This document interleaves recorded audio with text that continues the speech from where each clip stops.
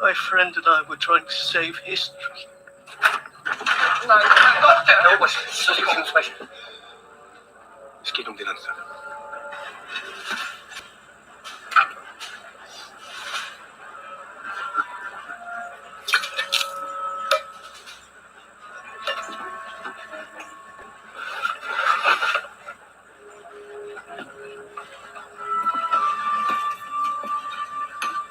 Got some for you. All right. I can't show you much more than that, or else Disney will come down on me and be like, "You can't show that." Indiana Jones and the Dial of Destiny. What an improvement over the Kingdom of the Crystal Skull. Anyway, first of all, welcome to the Writer's Life, a place where you get the sight, sound, smells, taste of my particular writer's life, where you get the truth about the writer's life. Old swords. Ugh, dusty. Subscribe if you haven't already.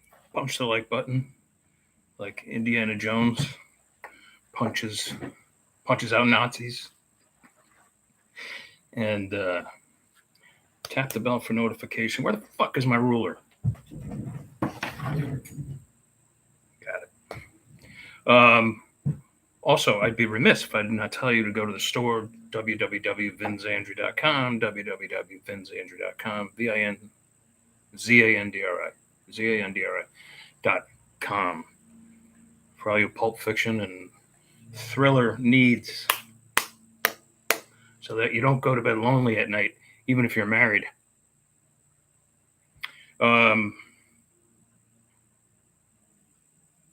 Just one bit of news, like Mitch McConnell is supposedly very healthy and he can return to work. Now, if you basically stroked out twice in the same month at your job, wouldn't they sort of put you on disability? I don't know. Makes you wonder who's running the country. Anyway, that's not what I'm here to talk about. But, so I between all the articles that came out, and, I took the blue pill and I just read everything about Indiana Jones 5. I'm a huge Indiana Jones fan, have been since I was 16 years old. And it's one of the reasons why I became a writer, and in particular a pulp fiction writer. And two, it's why I became an adventurer, and a lover of all biblical archaeology, and why I go to those crazy, stupid places. And, I'm just in my element, in my happy place when I do. The dirtier and the dankier and the more dangerous, the better. And three, why I came up with my character, Chase Baker, my most enduring character, who's made me lots of money. Thank you, Chase. Chase is sort of me, only better than me, which a character should be some of you, but better than you. At least, like he's more apt to get the girl than I am, type thing, all that. He does get his ass kicked now and then, though. I think that's important, too. Make them human. Make your main characters human, more believable. So anyway, I expected, especially coming from Disney, Indiana Jones and the Dial of Destiny to be just a woke mess. Especially because it takes place in 1969, and considering the culture and the counterculture that was happening at the time, it would have only made sense that the writers would have taken advantage of that to go woke, and to express social justice and equity and all that stuff. Because I remember 1969, not well, because I was only 4 and 5, but I remember, how disenchanted my parents were over the Vietnam War and the protests. And my parents were always like, why isn't everybody just equal anyway? This is crazy that we're even fighting about this. Everybody is human. And if you were a Catholic, that's what you believed, everybody's human, why should we be fighting about this? Stuff like that. Anyway, I expected it to be just a woke mess. And much to my surprise, it was not. I thought that James Mangold stayed true to the Indiana Jones character. And I got to be careful and give away any spoilers. And like, I even read one article where the writer was pointing out how Indiana Jones is kind of demasculated. Is that right? Some big Philly for out there, whoever might be out there. Is that right? Demasculated? Emasculated. That's what I'm looking for. Emasculated in this movie. I could explain why, but I'm not going to. You have to watch it yourself. That's just plain wrong. In fact, the way the movie was written is kind of like the way I would have written it, especially considering the guy's 70 years old now. He's retiring. Indy's not much of a drinker, but now he likes his whiskey a little too much. He's living alone in an apartment in New York, and there's like kids that live next to him, teenagers or young 20-somethings, and they're blasting the Beatles, which was fun for me. And I gotta say, like, there's one scene, this isn't giving anything away, where Harrison Ford like gets up out of his chair and he's just like, he's bare chested, and I gotta tell you, the guy's stacked. I mean, he's thin, he's very thin. There ain't an ounce of fat on this guy, but he's kind of stacked for a guy who's what, 81 now, something like that. He was probably about 79 when he made the movie. I mean, come on. So something's going right for him, physically, mentally. He ain't no Mitch McConnell, I'll tell you that.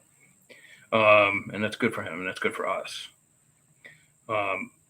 But the beginning action scene, which goes for a while, remember this, kids, when you were writing an action adventure thriller, always begin in the middle of an action scene. No setting anything up. You're just like right in the action right away. Like, it's almost like you died and woke up and you're in some other world, and you're like on a speeding train bound for who knows where, and there's people chasing after you. And, now that's good storytelling. That's good storytelling right there. That's the way it's supposed to be done. Watch all the good James Bond movies, and that's exactly how they start. Like, they're always in the middle of something that it either could be related to the main plot or it doesn't have to be related to the main plot. But just so long as you start in the middle of an action sequence, that's imperative. You want people like gripping their armrests if they go to the movie theaters to see this right off the bat. I watched mine on Amazon Prime for $20 because I'm too cheap to take a date to the movies.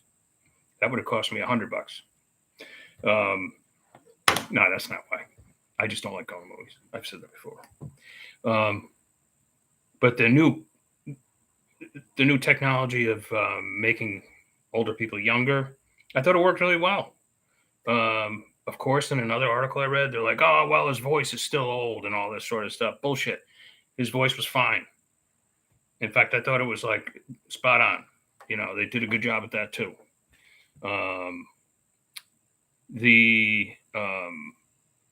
The antagonist, played by, what's his name? Mickelson or Mike Madsen, or no, Mike Madsen.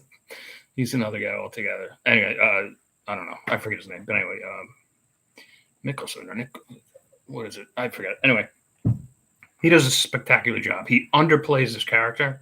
And in doing so, he doesn't come off so much as like the cartoon character Nazi that we've seen in earlier Indiana Jones movies. Like, it actually, I thought it was a brilliant move that not a lot of the German, I mean, it's real German and not a lot of it is subtitled, which I thought was very effective. The uniforms are exact replicas, the guns, everything.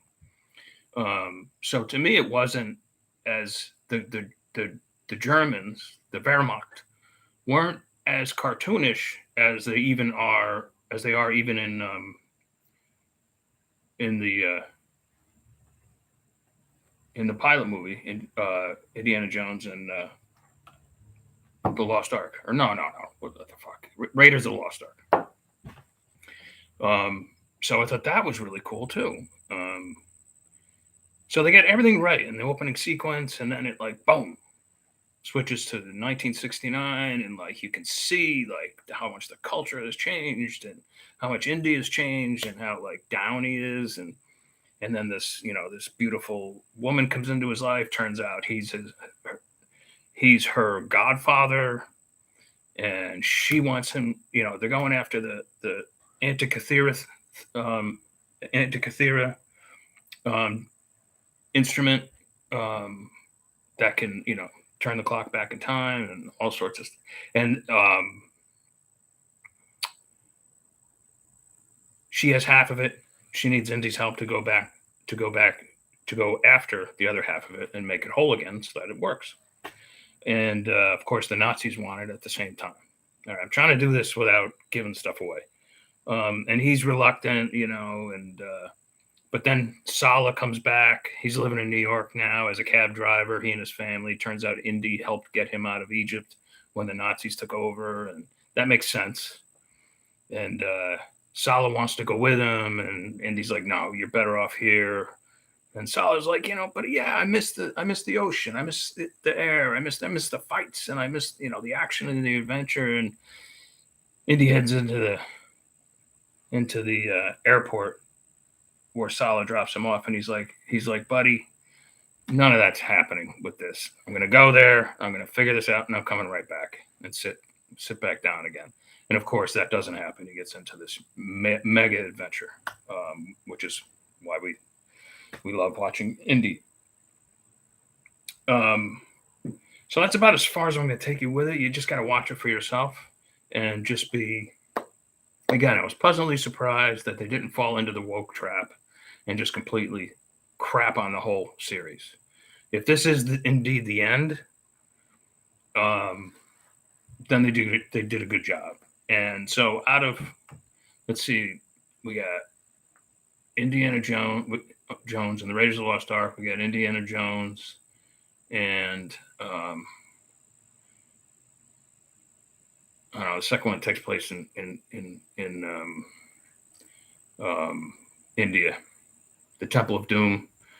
We got Indiana Jones, and the third one where it takes place in Europe, and the quest for the Holy Grail, which is not my favorite, one of my favorites. And then of course there's the Crystal Skull, which I like to a point. I thought there was too much CGI in it, and the character of Mutt, his son, I just wanted to like kick in the nuts.